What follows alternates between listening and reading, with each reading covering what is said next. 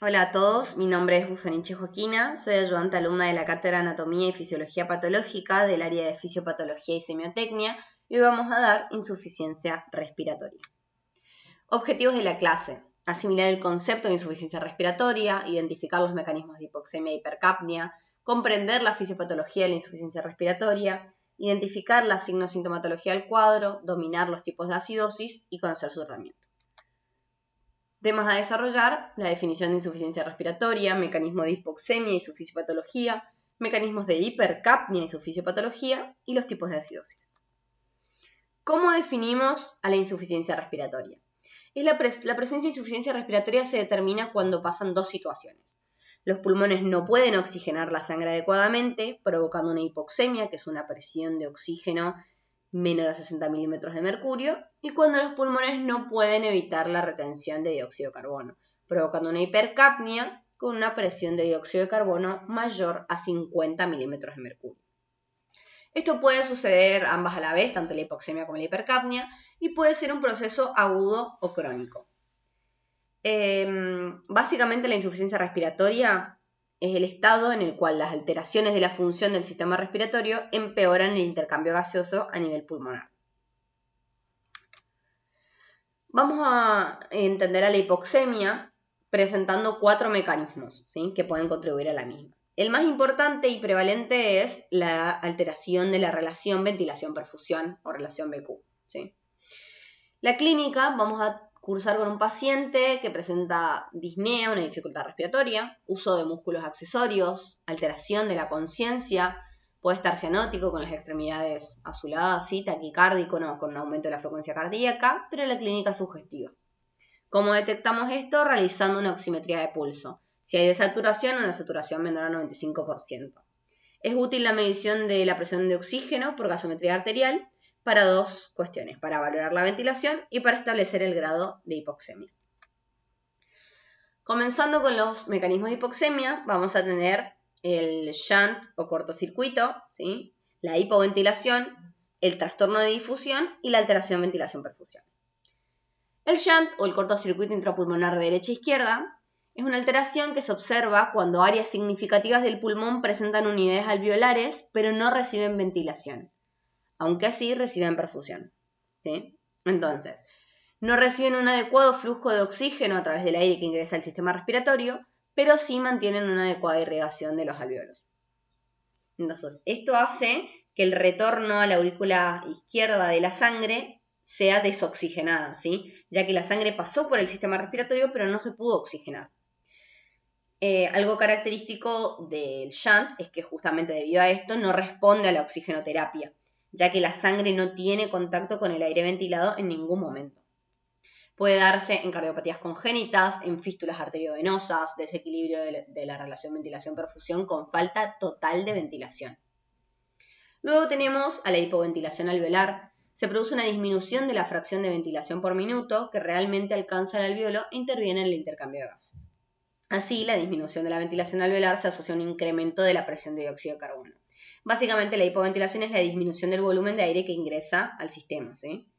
Cursa con una disminuida presión de oxígeno y un aumento de la presión de dióxido de carbono. Es el único mecanismo que cursa con un aumento de la presión de dióxido de carbono, y eso es muy importante. La principal causa de hipoxemia con hipercapnia es la hipoventilación alveolar, ¿sí?, ya que el dióxido de carbono difunde 20 veces más rápido la barrera alveolo-capilar que el oxígeno. Va a haber un aumento de la resistencia al flujo aéreo en las vías respiratorias.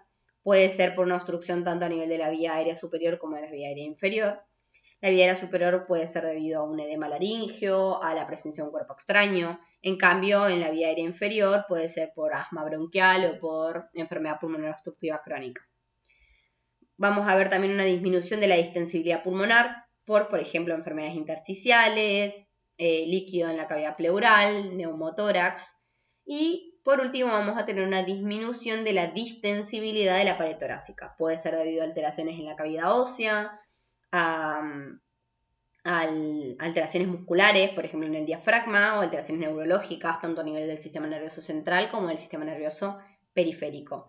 Hay una relación arterial alveolar y una diferencia alveolo-arterial normal, ya que ambas presiones están alteradas en la hipoventilación, pero no una más que la otra. Y algo característico de este trastorno es que va a mejorar con oxigenoterapia. Luego tenemos el desequilibrio en las relaciones de ventilación-perfusión, ¿sí? La alteración BQ. Es la más común, la más frecuente de todas para la hipoxemia y la insuficiencia respiratoria. En esta situación concurren áreas ventiladas inadecuadamente perfundidas y áreas perfundidas mal ventiladas, ¿sí? Acá tenemos la alteración BQ, ya que la relación BQ, que debe ser igual a 1, que esto significa que cuando entra cierta cantidad de aire tienen que entrar la misma cantidad de sangre, o sea, la misma cantidad de aire tiene que entrar a la sangre. Esto no pasa, se altera y deja de ser igual a 1, ¿sí? Puede darse en zonas en que los alvéolos estén bien perfundidos pero no bien ventilados, o sea, tengan una buena irrigación pero no les llegue un flujo adecuado de oxígeno, como por ejemplo en las atelectasias, o al revés, que pueden ser alvéolos que están correctamente ventilados pero no están adecuadamente perfundidos, como por ejemplo en un tromboembolismo pulmonar. Y por último tenemos los trastornos de la difusión alveolo capilar de oxígeno. Hay un aumento de depósito de colágeno por ciertas enfermedades y células inflamatorias en el espacio intersticial. ¿Sí? Puede ser, por ejemplo, enfermedades como fibrosis, intersticiopatías. Esto hace que dificulte la difusión de gases entre el alveolo y la fase capilar que lo rodea. Se acompaña sobre todo por hipocapnia y la ventilación minuto obviamente es elevada, ¿sí? Hay un engrosamiento de la barrera alveolo-capilar debido a estas enfermedades y eso hace que disminuya la permeabilidad de esta barrera al oxígeno. Entonces se altera la difusión de oxígeno a través de esta barrera. Y acá está involucrada la ley de Fick, que ya la estudiamos en fisiología normal. La relación arterial-alveolar y la diferencia alveolo-arterial están alteradas y algo característico de los trastornos de difusión es que van a mejorar con oxigenoterapia. El paciente mejora con la administración de oxígeno. Por último, tenemos un quinto mecanismo que en sí no es algo patológico, pero provoca hipoxemia, es un ambiente pobre en oxígeno. Cuando hay una disminuida presión de oxígeno en la mezcla de gases inspirados del paciente, si cuando el paciente inspira aire con una presión de oxígeno disminuida, puede darse, por ejemplo, en situaciones de grandes alturas o cuando hay una disminución de la presión atmosférica, ¿sí? ¿Qué tan peligrosa es la hipoxemia? Es bastante peligrosa, ya que la hipoxemia claramente causa hipoxia tisular, o sea, una disminución de la concentración de oxígeno que le llegan a los diferentes tejidos del organismo. Pero eso es solo uno de los factores que modifican el aporte de oxígeno a los tejidos. Los tejidos más vulnerables a una hipoxia son el miocardio y el sistema nervioso central. El sistema nervioso central, sobre todo porque la pérdida de flujo de oxígeno provoca diferentes reacciones dependiendo del tiempo en el que le haya llegado una poca cantidad de oxígeno. Por ejemplo, en un tiempo de 4 a 6 segundos de pérdida de flujo de oxígeno hay una pérdida funcional. Cuando ya la pérdida de flujo de oxígeno pasa a ser de 10 a 20 segundos, tenemos una pérdida de la conciencia. Y cuando se excede a 3 o 5 minutos, tenemos cambios irreversibles a nivel del sistema nervioso central. Estos efectos de la hipoxemia grave van a variar dependiendo del nivel de la hipoxemia. Por ejemplo, si tenemos una presión de oxígeno menor a 60 milímetros de mercurio, vamos a tener una leve alteración del rendimiento intelectual, disminución de la agudeza visual, una leve hiperventilación. Ya cuando la presión de oxígeno disminuye a 40 a 50 milímetros de mercurio, vamos a tener cefaleas, somnolencia, obnubilación, taquicardia. Puede haber también una leve hipertensión. Podemos llegar a desencadenar convulsiones, hemorragias retinianas, daño cerebral permanente, que es lo que hablábamos sobre los cambios irreversibles, bradicardia, hipotensión, paros cardíacos. Puede haber también retención de sodio, proteinuria, esto todo a nivel renal. Puede desencadenarse hipertensión pulmonar, vasoconstricción pulmonar hipóxica. Con respecto a la cascada fisiopatológica y la hipoxia tisular, vamos a comenzar con una disminución de la presión de oxígeno debajo del nivel crítico. Esto va a generar que cese la oxidación aeróbica, ¿sí? Y esto va a hacer que se active la glucólisis anaeróbica, o sea, la producción de ATP de una forma de energía sin utilización de oxígeno. Sabemos que esta glucólisis anaeróbica lo que tiene como resultado es un aumento de la concentración de ácido láctico. Este ácido láctico se acumula y acidifica el medio, generando acidosis metabólica. Además, sabemos que la glucólisis anaeróbica no sería capaz de suplir las demandas energéticas de los distintos sistemas del organismo. Luego tenemos la hipercapnia. Vamos a tener distintos mecanismos en la hipercapnia, como el desequilibrio de la relación ventilación-perfusión, hipoventilación, y heterogénicos o shunt o cortocircuito, ¿sí? Que produce un aumento del flujo sanguíneo cerebral, provocando cefalea, aumento de la presión intracraniana, edema de papila. Luego, trastorno de agitación psicomotriz, como inquietud, temblores, habla balbuceante, asterixis, que es el típico aleteo nasal que presenta el paciente, alteración del estado de ánimo y obnubilación.